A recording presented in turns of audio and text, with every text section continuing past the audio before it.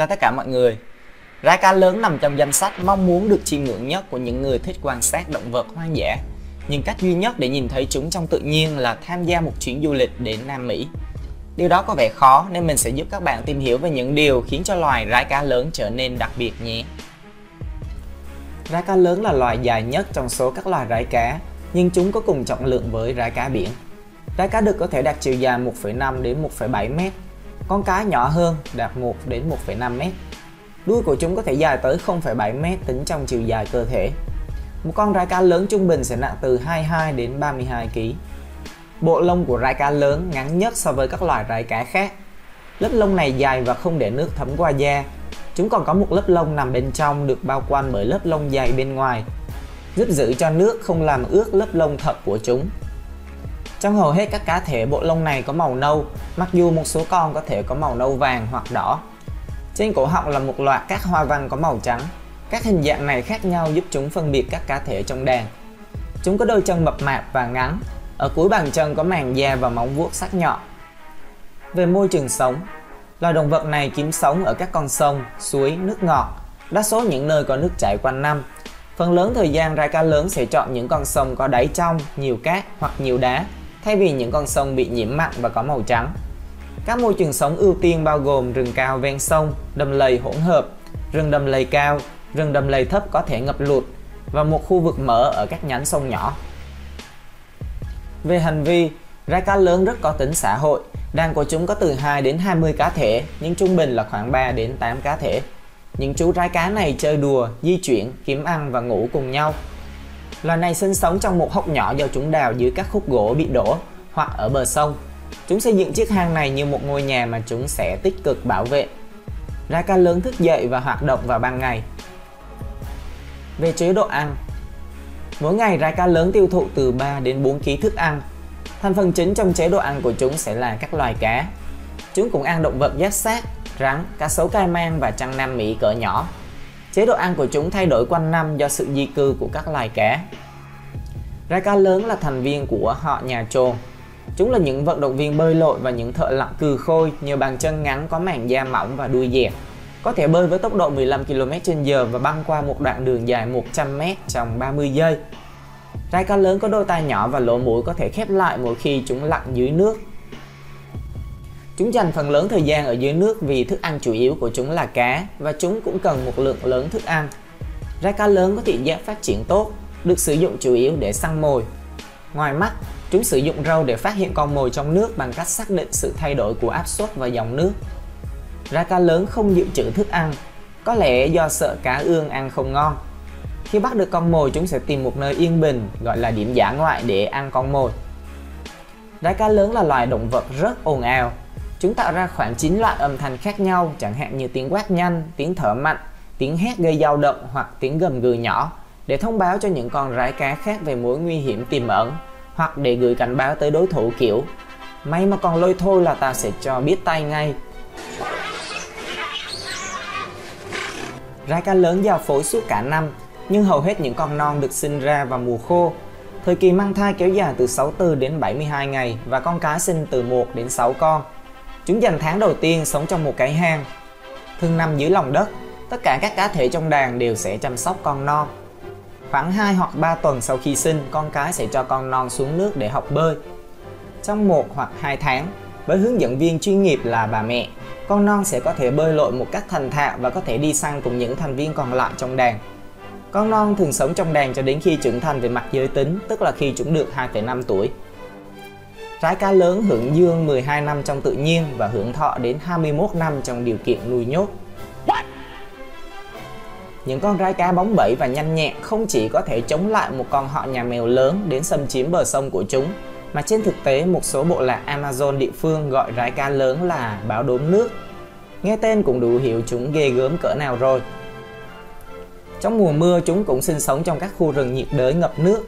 Loài vật này có thể được tìm thấy trên khắp lục địa bao gồm Peru, Venezuela, Guyana, Brazil, Colombia và Ecuador. Mặc dù quần thể của chúng không ổn định và thường thưa thớt. Chế độ ăn của chúng cũng bao gồm các loài chim, động vật có vú nhỏ và động vật không xương sống. Lãnh thổ được xác định và sau đó được đánh dấu bằng mùi hương quyến rũ đến từ tuyến hậu môn của chúng. Nếu kẻ gian xâm phạm lãnh thổ, những con bố mẹ trong đàn sẽ gọi công an. Sẽ bảo vệ lãnh thổ và các cá thể trong đàn của chúng. Các bạn biết đấy, xã hội loài người khác xã hội rái cá. Loài rái cá lớn này hoạt động mạnh nhất từ 10 đến 11 giờ sáng và từ 3 đến 5 giờ chiều. Chúng chỉ chợp mắt vào giữa ngày khi thời tiết thực sự ấm áp. Một đàn rái cá lớn có phạm vi lãnh thổ rộng 12 km vuông. Thành viên gồm một cặp ban đầu và những đứa con khác trong nhiều thế hệ. Các cá thể trong đàn này sẽ chọn một khu vực bên cạnh suối để làm nơi ở, với phạm vi lên đến 50 m vuông, thường là gần các khu vực có thể kiếm ăn. Quả đúng là sáng ra bờ suối tối vào hang, cá piranha vẫn sẵn sàng. Về sự thích nghi dưới nước, những thành viên lớn thuộc họ trồn này bơi bằng cách đẩy mình bằng chiếc đuôi mạnh mẽ và uốn cong cơ thể dài của chúng. Giống với hầu hết các loài rái cá khác, rái cá lớn lên bờ để sinh con. Rái cá lớn biểu hiện nhiều kiểu thích nghi phù hợp với lối sống lưỡng cư. Mõm của chúng ngắn, dốc và đầu thì giống như một quả bóng. Mũi được bao phủ hoàn toàn bằng lông, chỉ có thể nhìn thấy 2 khe mũi nhỏ. Rái cá lớn xây dựng các hang lớn ở gần những khu vực kiếm ăn, sẽ dọn dẹp một lượng lớn thảm thực vật. Thính giác của rái cá lớn rất nhạy bén, còn khứu giác thì tuyệt vời ông mặt trời.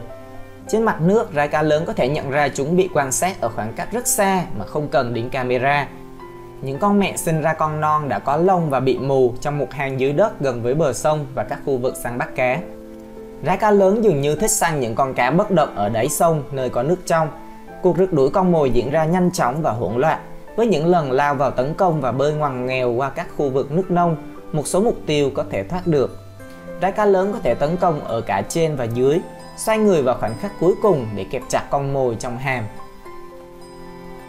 Sự săn mồi và cạnh tranh. Rái cá lớn trưởng thành sống thành từng đàn nên hầu như không có động vật ăn thịt tự nhiên nào được biết đến. Tuy nhiên, có một số trường hợp cá sấu caiman đen ở Peru và caiman jacare ở Pantanal đã săn rái cá lớn. Ngoài ra, những con rái cá đơn độc và con non có thể dễ bị báo đốm, báo sư tử và chăn Nam Mỹ tấn công. Nhưng điều này chỉ dựa trên các báo cáo trong quá khứ chứ người ta chưa quan sát được. Khi ở dưới nước, rái cá lớn phải đối mặt với nguy hiểm từ những loài động vật nguy hiểm khác bao gồm lươn điện và cá đuối gai độc, có khả năng làm chết con vật khác nếu vấp phải chúng, và cả cá piranha cũng có thể cắn rái cá. Bằng chứng là rái cá lớn có những vết sẹo trên thân mình. Mùa giao phối thường xảy ra vào cuối mùa xuân và đầu mùa hè, nhưng việc sinh sản còn có thể diễn ra vào các thời điểm khác trong năm. Nghĩa là một khi đã máu thì đừng hỏi bố cháu là ai. Phạm vi sinh sống. Hầu như những chú rái cá này xuất hiện trên toàn bộ lưu vực sông Amazon và về phía bắc vùng khiên Guyana ở những quốc gia như Suriname và Guyana. Là những kẻ săn cá lão luyện, rái cá lớn ăn một số loài cá da trơn ở Amazon và cá chép mỡ. Chúng có thể ăn thịt cá piranha. Rái cá lớn có nguy cơ tuyệt chủng. Rái cá lớn được xếp vào danh sách nguy cấp trong sách đỏ của IUCN và được đánh giá lần cuối vào tháng 6 năm 2014. Trong các đánh giá trước đây, chúng được liệt kê là sẽ nguy cấp từ năm 1982 đến 1996 và sau đó là nguy cấp từ năm 2000 trở đi. Loài này đang bị đe dọa do môi trường sống bị ô nhiễm và suy thoái. Con mồi của chúng bị đánh bắt quá nhiều. Ngoài ra còn do xung đột với ngư dân và cơ sở hạ tầng như đường xá, đập thủy điện và biến đổi khí hậu. Các quần thể riêng của rái cá lớn thì nhỏ và bị chia cắt.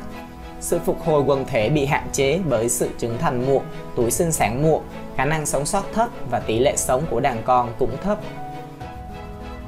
Tầm quan trọng sinh thái.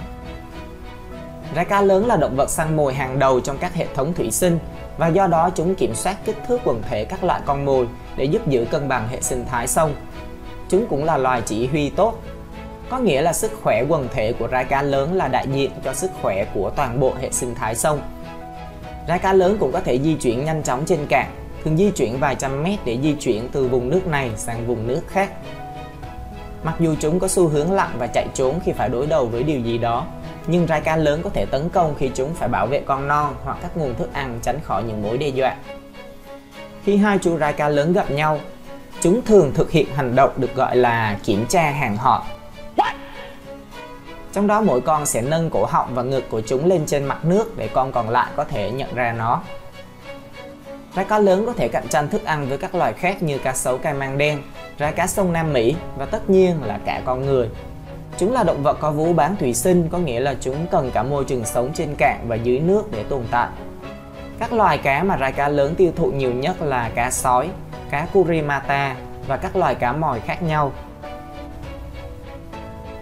Ok, như vậy là các thông tin mình tổng hợp được về loài rái cá lớn đến đây là hết. Cảm ơn các bạn đã quan tâm theo dõi. Hẹn gặp lại trong clip tiếp theo.